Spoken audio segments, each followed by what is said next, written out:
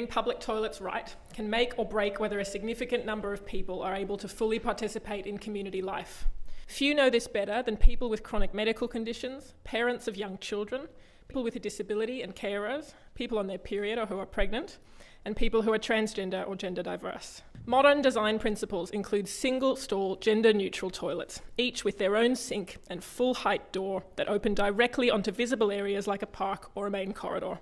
This is far more accessible and safer than the old-fashioned design we are so often subjected to, with rows of cubicles with only partial doors and a potentially dangerous shared space hidden behind narrow, winding corridors. Universal design allows parents and their children, as well as people with disabilities who require the assistance of a carer, to enter together.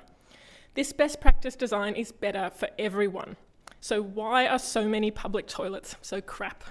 This bias is the legacy of historical sexist norms where public spaces were built for and by men. In the book Invisible Women, Exposing Data Bias in a World Designed for Men, which I love, author Caroline Criado Perez says that such biases in infrastructure design reflect broader societal biases, as well as the invisibility of women's needs in data collection and decision-making. Basing the number and design of toilets in public spaces on outdated models that do not reflect the actual use patterns and needs of the public, and relying on Frankenstein retrofits when this is proven to be the case, is expensive and wasteful. Longer wait times for women resulting from more frequent use, especially during menstruation or pregnancy, are often overlooked in design and planning processes. Toilet paper and soap are widely accepted as critical supplies that must be provided at any public toilet, but period products aren't, yet. Amazing advocates like Share the Dignity are leading the way in driving this change.